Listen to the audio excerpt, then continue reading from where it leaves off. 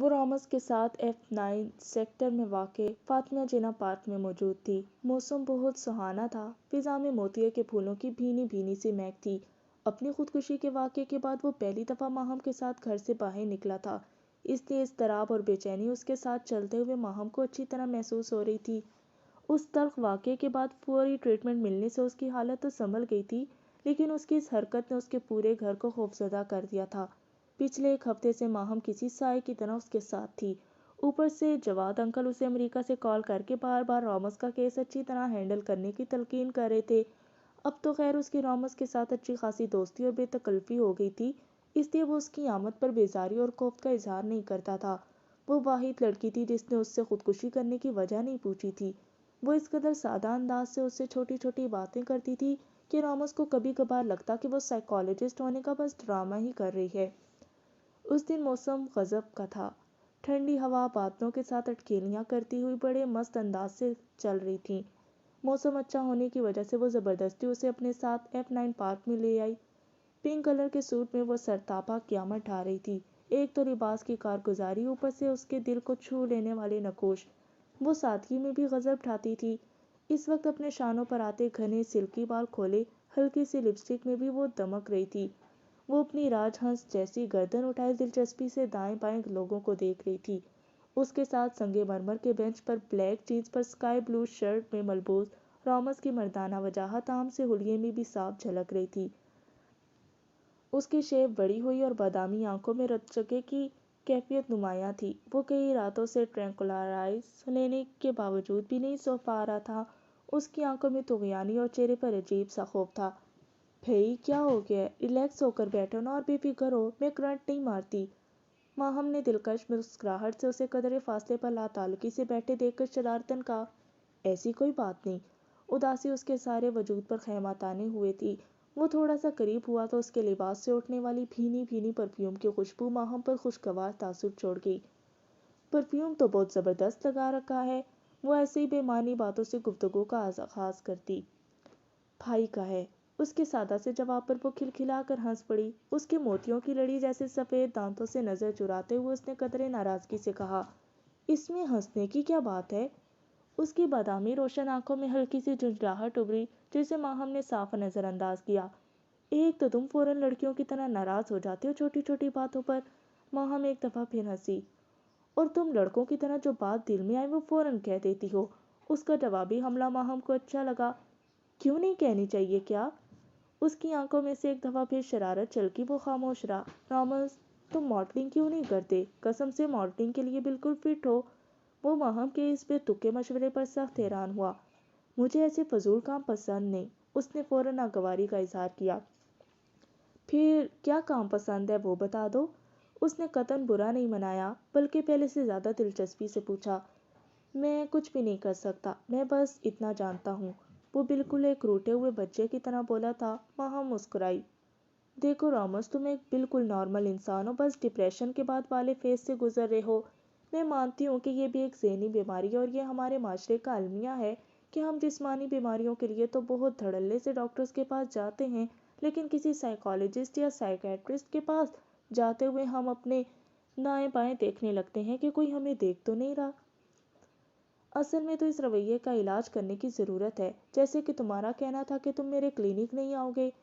بڑی سنجیدگی بات کرتے ہلکے پھلکے لہجے میں کہتے ہوئے اس نے اپنے اوپر جھکے ہوئے درخت سے ایک چھوٹی سی شاخ بھی توڑ لی۔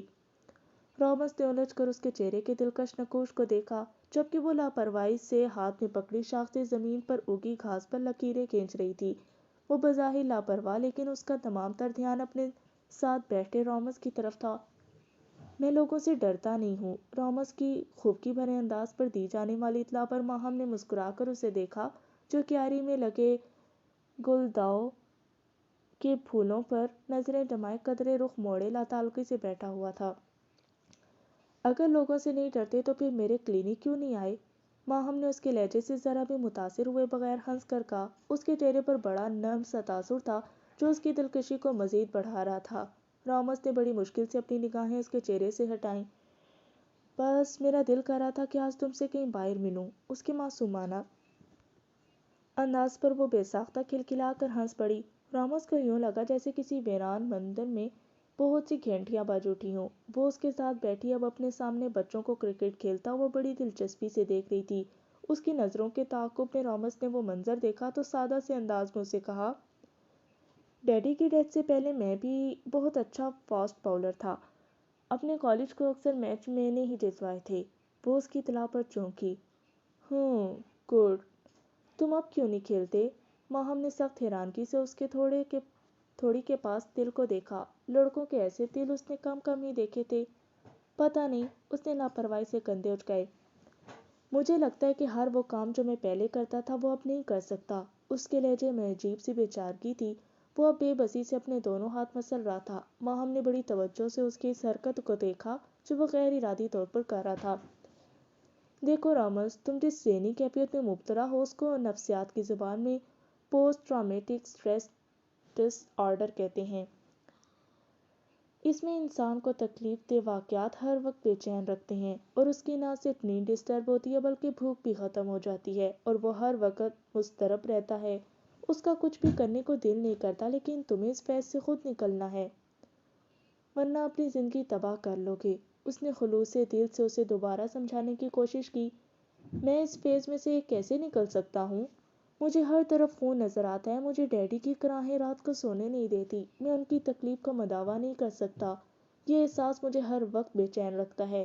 وہ دونوں ہاتھوں سے اپنا سر تھام کر بے بسی سے بولا، ہاں، یہ ایک مشکل کام ضرور ہے لیکن ناممکن نہیں۔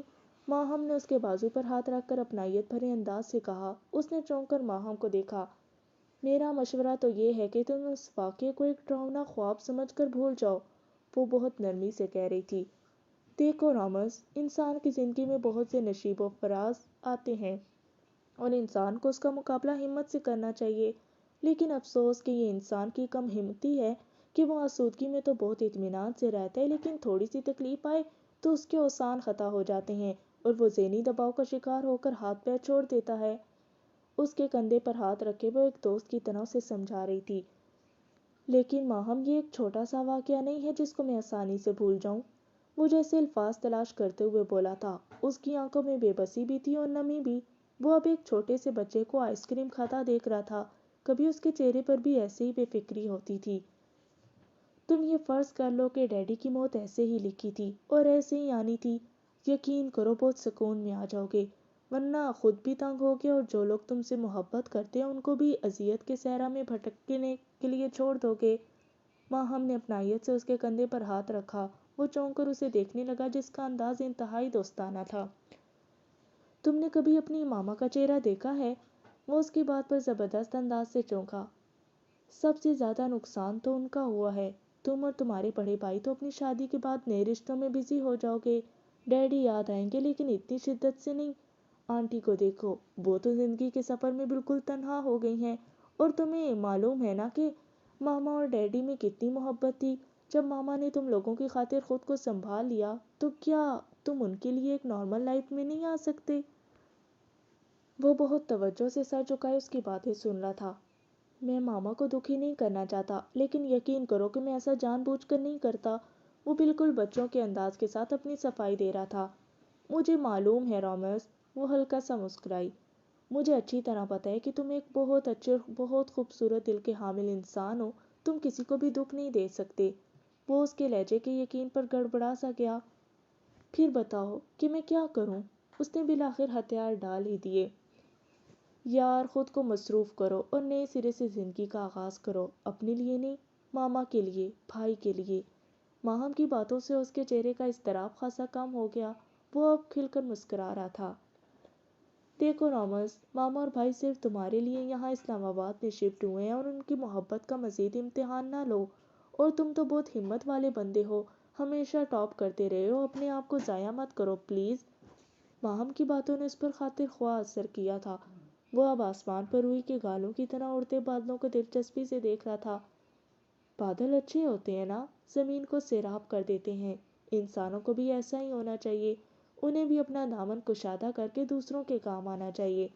ماہم نے اس کی نظروں کے تعاقب میں دیکھتے ہوئے ہلکے پھلکے لہجے میں کہا۔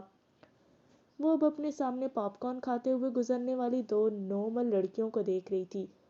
اس عمر میں تو ویسے ہی لڑکیوں کو بات بے بات ہنسی آتی تھی۔ وہ دونوں بھی لاؤبالی انداز سے سامنے بنے فٹ پاتھ پر کہکے لگاتی ہوئی پاپ کارن فضا میں اچھال رہی تھیں۔ ماہم کے اس قدر غور سے دیکھنے پر وہ ٹھٹکیں اور مسکرائیں۔ What a beautiful couple! ان کی آنکھوں اور لہجوں میں شرارت ہی شرارت تھی۔ ماہم نے ان کے اس کمنٹ پر دوستانہ انداز سے ہاتھ ہلایا تو وہ ہنس پڑی۔ ماہم نے انہیں رکنے کا اشارہ کرتے ہوئے شوخ لہجے میں پوچھا، ہم دونوں میں سے زیادہ خوبصورت کون ہے؟ ماہم کی شوخی پر رامس نے بوکھلا کر ان تینوں بولڈ لڑکیوں کو دیکھا جو کہ رامس کے چہرے پر اڑتی ہوئی ہوائیاں دیکھ کر لطف اندوز ہو رہی تھیں۔ ان کے لیے یہ بالکل انوکھا نظارہ تھا۔ دونوں! وہ کھلکھلا کر ہنسی۔ انہوں نے گرم گرم پاپ کارن کا لفافہ ماہم کی جانب ہی بڑھایا جس نے بے تکلفی سے مٹھی بھر لی، جبکہ ان دونوں لڑکیوں میں سے ریڈ شرٹ میں ملبوس لڑکی نے انگلی کے اشارے سے کہا، یہ زیادہ ہینڈسم ہے۔ اپنی طرف اس کی انگلی کا اشارہ دیکھ کر رامس کا چہرہ خفت کے احساس سے سرخ ہوا تھا۔ وہ سر جھکائے بالکل خاموش کسی بچے کی طرح بیٹھا ہوا تھا۔ لولی! وہ اب رامس کے خوف زدہ چہرے اور گڑبڑانے پر محظوظ ہو رہی تھیں۔ ایسٹرن گائے! ان دونوں کی ہنسنے تھمنے میں ہی نہیں آ رہی تھی۔ یہ تو یار زیادتی ہے میرے ساتھ، ماہم اب مصنوعی خفگی سے بولی، لیکن حقیقت یہ تھی کہ اسے بھی رامس کا بلش ہونا بہت لطف دے رہا تھا، جبکہ وہ لڑکیاں ماہم کو یقین دلانے میں مصروف تھیں کہ وہ بھی کسی طور پر کم نہیں، لیکن وہ جان بوجھ کر افسردہ ہونے کی بڑی کامیاب اداکاری کر رہی تھی۔ وہ لڑکیاں اب ہنستے ہوئے آگے بڑھ گئیں، جبکہ ماہم اٹھ کر اب والز آئس کریم کے اسٹال کی طرف بڑھ گئی۔ یہ لو، میری طرف سے زیادہ ہینڈسم ہونے کی خوشی میں کارنیٹو کھاؤ اور موجیں اڑاؤ۔ وہ اس کے پاس بینچ پر بیٹھ کر شوخ انداز سے گویا ہوئی، جبکہ وہ بغور اس کی طرف دیکھ رہا تھا۔ اس کے اس طرف دیکھنے پر وہ تھوڑا سا گڑبڑائی۔ تم بہت خوبصورت ہو ماہم! وہ اس کے سبھی چہرے کی دلکش نقوش کو دیکھتے ہوئے بڑے جذب سے بولا۔ وہ اس کی بات پر کھلکھلا کر ہنس پڑی۔ اچھا، میری دلجوئی کر رہے ہو؟ وہ مزے سے آئس کریم کھا رہی تھی، اس کی بات پر وہ صرف مسکرا دیا۔ نہیں، میں تمہیں بالکل ایک سچ بات بتا رہا ہوں، اس نے آئس کریم پکڑتے ہوئے سادگی سے کہا۔ کیا سوچ رہے ہو رامس؟ ماہم نے اسے بالکل خاموشی بیٹھے دیکھ کر یوں ہی بات کو بڑھانے کے لیے پوچھا۔ یار، میں سوچ رہا ہوں کہ مجھے کوئی جاب وغیرہ کر لینی چاہیے، اس نے سنجیدگی سے کہا تو ماہم کو خوشی کا بڑا فطری سا احساس ہوا۔ Very nice! ماہم نے خوشگوار احساس کے ساتھ اس کا پرعزم چہرہ دیکھا اور وہ شاید آج اسے جی بھر کر حیران کرنے پر تلا ہوا تھا، تبھی اس کی حیرت سے بے نیاز کہہ رہا تھا، میں نے یہ بھی سوچا ہے کہ مجھے نئے سرے سے اپنی زندگی کا آغاز کرنا چاہیے۔ دیٹس گریٹ یار! ماہم کو حقیقتاً خوشی ہوئی۔ رامس نے بے پایاں خوشی کے احساس کو اس کے خوبصورت چہرے پر بڑی سرعت کے ساتھ پھیلتے دیکھا اور یہ اس کے لیے خوشگوار تجربہ تھا۔ وہ مستقل اسے دیکھ رہا تھا۔ اس کی آنکھوں میں مچلتے جذبے دیکھ کر وہ ایک لمحے کو ٹھٹکی۔ ایسے کیوں دیکھ رہے ہو؟ اس نے پرس سے ٹیشو نکال کر بڑی نزاکت سے اپنے ہونٹوں کے کناروں کو صاف کیا۔ ایک بات کہوں ماہم؟ وہ مسکراتے ہوئے کچھ تذبذب کا شکار ہوا، جبکہ ماہم کے اندر کوئی گھنٹی سی بجی اور اس کے سارے حواس چونکے۔ ہاں ہاں کہو یار، میں ہمدن گوش ہوں۔ اس نے ٹیشو درخت کے ساتھ لگے ڈسٹ بن میں ڈالا۔ ماہم، مجھ سے شادی کرو گی؟ اس نے اپنی طرف سے دھماکہ ہی تو کیا تھا، لیکن اس کی بات سن کر ماہم کا دماغ پھکڑ کے اڑا۔ وہ ششدر سی اسے دیکھتی رہ گئی۔ اس کے ہاتھ میں پکڑی آئس کریم بہت تیزی سے پگھل رہی تھی، جبکہ وہ انتہائی پر اعتماد انداز سے براہ راست اس کی آنکھوں میں جھانک رہا تھا۔ ماہم کو پہلی دفعہ اپنے اس مریض سے خوف محسوس ہوا۔ تم مذاق کر رہے ہو نا؟ اس نے خود کو سنبھالتے ہوئے بات کو ہنسی میں اڑانے کی کوشش کی۔ میں کیوں تم سے مذاق کروں گا بھلا؟ وہ جواباً انتہائی سنجیدگی سے اس کا ہرا سا چہرہ دیکھتے ہوئے بولا۔ میں بہت زیادہ سنجیدہ ہوں اور میں واقعی تم سے شادی کرنا چاہتا ہوں ماہم منصور۔ وہ اس کی آنکھوں میں آنکھیں ڈالے بڑے پر اعتماد انداز سے اب اس کے چھکے اڑا رہا تھا۔ بارش کیا تھی، اچھا خاصا طوفان تھا۔ اس وقت بے موسم کی بارش تیز ہوا کی سنگت میں پوری قوت کے ساتھ برس رہی تھی۔ وہ آج صبح سے بالکل خاموش تھی اور اپنے کمرے کی واحد کھڑکی سے وہ انتہائی صدمے سے برگد کے سوکھے درخت کو دیکھ رہی تھی جو چند ہی دنوں میں بالکل سوکھ گیا تھا۔ ایک طوفان اس کے اندر بھی آیا تھا، اسے لگ رہا تھا کہ وہ بھی کسی دن اسی برگد کی درخت کی طرح سوکھ جائے گی۔ اسی وقت بجلی کڑکی اور بادل زور سے گرجا۔ جمیلہ بی بی نے آگے بڑھ کر کھڑکی کا پردہ ہٹا کر کھڑکی بند کر دی۔ کیا ہے اماں، پہلے ہی اندر باہر ہر طرف حبس ہے، اس وقت بیزاری سے بولی۔ اور اس نے اپنے تکیے کے پاس پڑا شیشہ بھی اٹھا کر فرش پر پھینک دیا۔ جمیلہ مائی اپنی بیٹی کی راگ راگ سے واقف تھیں۔ اسے معلوم تھا کہ اسے اس قدر غصہ کیوں آ رہا ہے۔ اس نے دانستہ اس کی اس حرکت کو نظر انداز کیا۔ کچھ اکلوتی اولاد سے محبت بھی بندے کو بہت کمزور کر دیتی ہے۔ اس کا ادراک اسے انہی دنوں میں ہوا تھا۔ سکینہ کو خود بھی نہیں معلوم تھا کہ صبح 9 بجے ڈاکٹر خاور کے ساتھ ڈاکٹر زویا کو اپنے کمرے میں دیکھ کر اسے اتنا غصہ کیوں آیا تھا۔ اس کے اندر باہر بھانپڑ سے جل رہے تھے۔ وہ پاؤں سے لے کر سر کے آخری بال تک سلگ اٹھی۔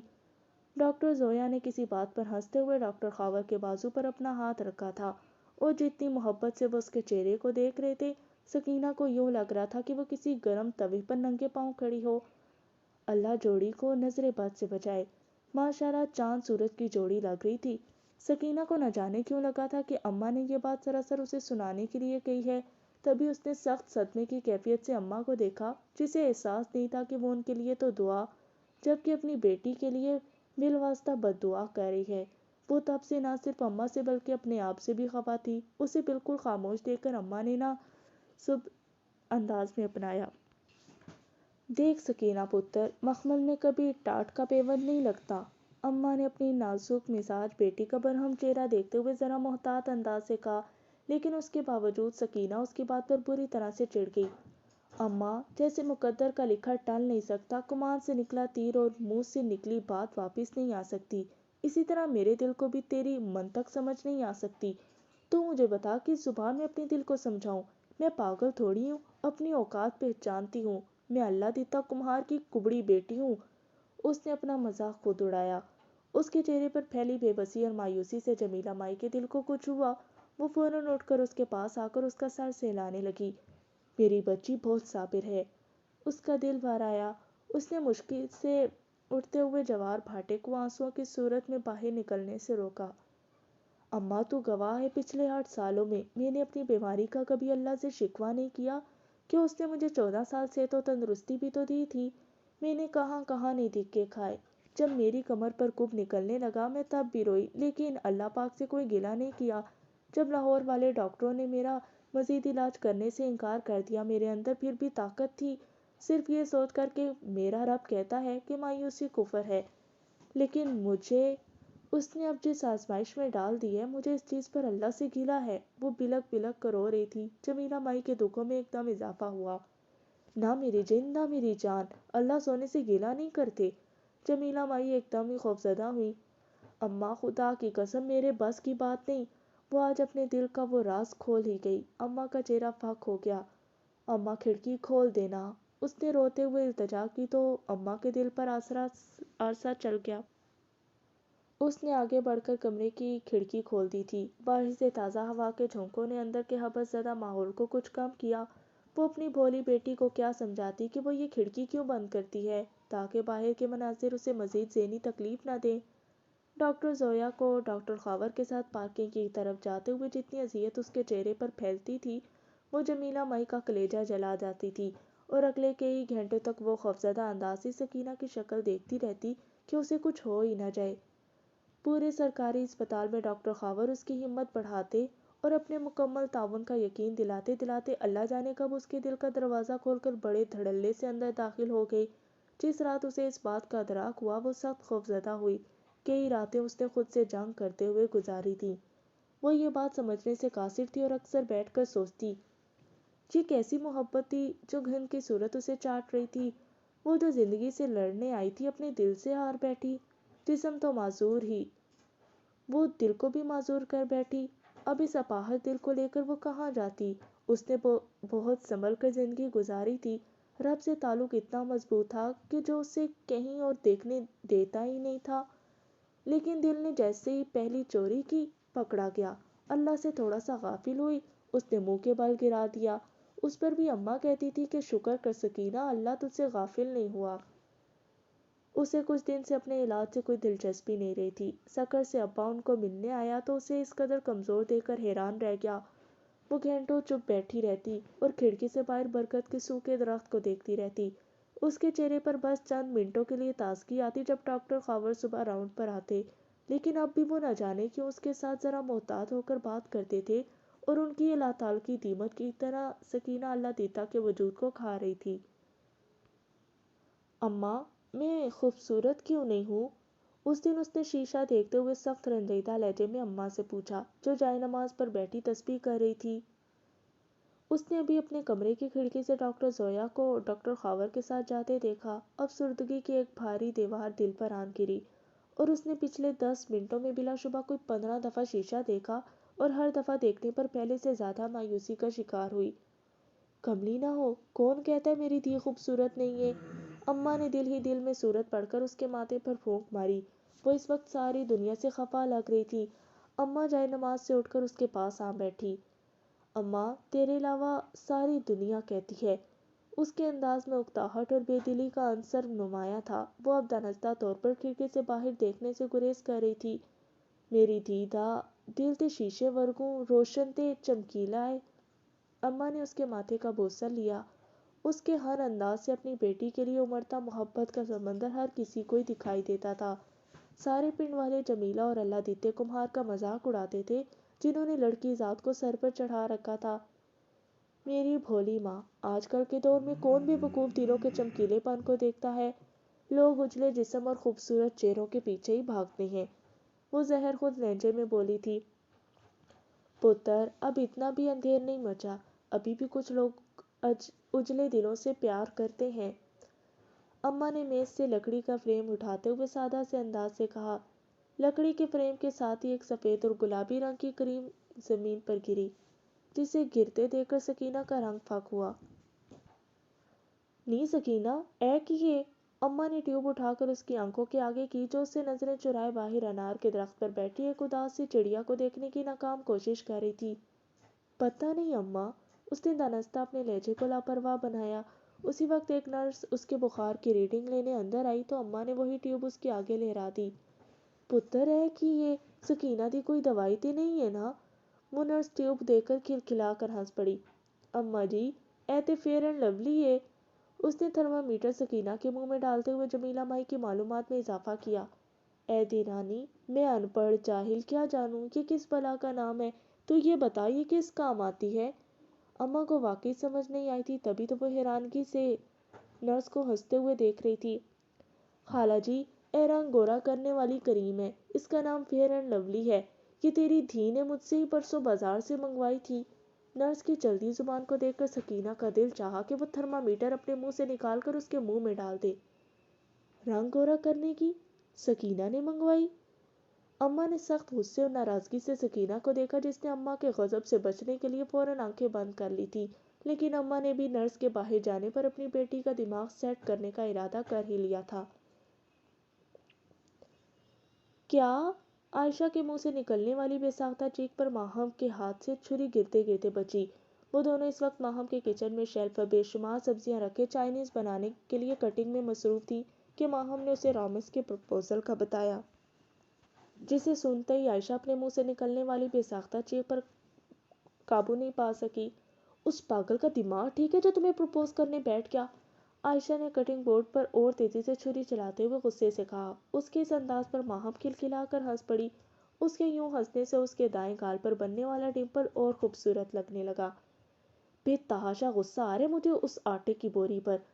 عائشہ کو مردوں کی سفید رنگت سخت بری لگتی تھی، جبکہ رامز بھی خوب گورا چٹا ہونے کی وجہ سے اسے بالکل بھی اچھا نہیں لگتا تھا۔ اس نے پچھلے ہفتے ہی تو اسے ماہم کے ساتھ دیکھ کر منہ بنایا۔ قسم سے عائش، ایسا لگ رہا ہے کہ جیسے تم سبزیاں نہیں رامز کی گردن کاٹ رہی ہو۔ اس کے شرارتی انداز پر عائشہ نے مصنوعی غصے سے اسے گھورا۔ 1000 دفعہ کہا ہے کہ میرا نام مت بگاڑا کرو۔ تم جیسی جاہل کو علم ہی نہیں ہے کہ میرا نام کتنی محترم ہستی کے نام کی مناسبت رکھتا ہے، خالصتاً اسلامی نام۔ جب بگاڑ کر تم عائش کہتی ہو تو مجھے وہ کمبخت لمبوتری ایشوریا رائے یاد آ جاتی ہے جو باپ اور بیٹے کے ساتھ دنیا کو بے وقوف بنا رہی ہے۔ استغفر اللہ، عائشہ ایسے کسی پر الزام تراشی نہیں کرتے۔ ماہم نے نفاست سے بند گوبھی کو کاٹتے ہوئے اسے ٹوکا۔ تم اپنے ایمان سے بتاؤ کہ وہ ابھیشیک سے زیادہ امیتابھ کے ساتھ سوشل گیدرنگز بھی نہیں ہوتی۔ دونوں ایک دوسرے کے ہمراہی میں کتنے خوش باش لگتے ہیں، کہیں سے بھی ان میں سسر اور بہو کا رشتہ لگتا ہے۔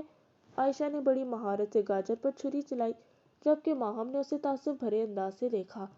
یا اللہ، تم کتنی مکار عورت لگ رہی ہو ایسی باتیں کرتے ہوئے۔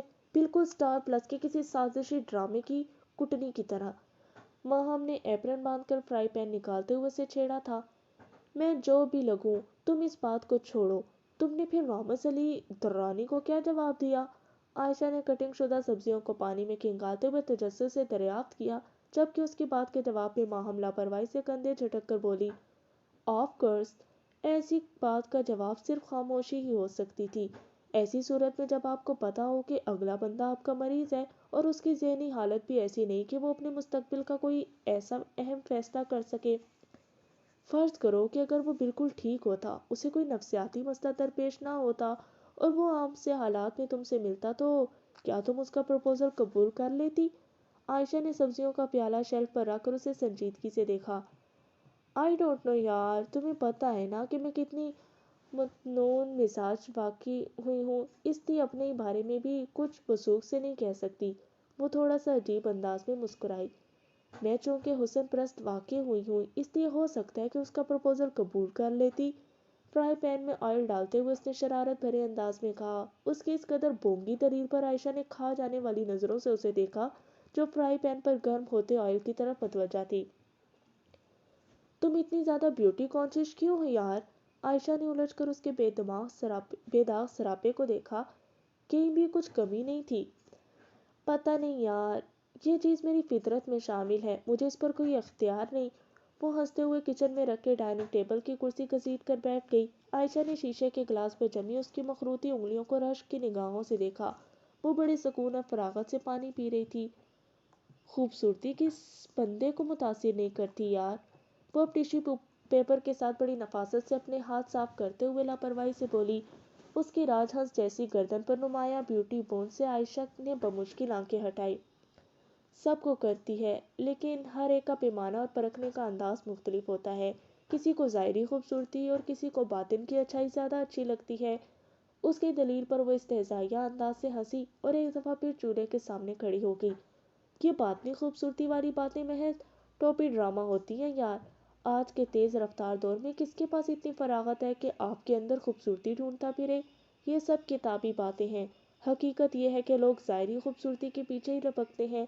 चमक दमक से मुतासिर होने के बाद ही किसी चीज़ की क्वालिटी की तरफ ध्यान जाता है। इसके बावजूद बाज़ दफ़ा बेहतरीन क्वालिटी पर भी हम अक्सर उसी चीज़ को तरजीह देते हैं जो हमारी बसारत को अच्छी लग रही हो।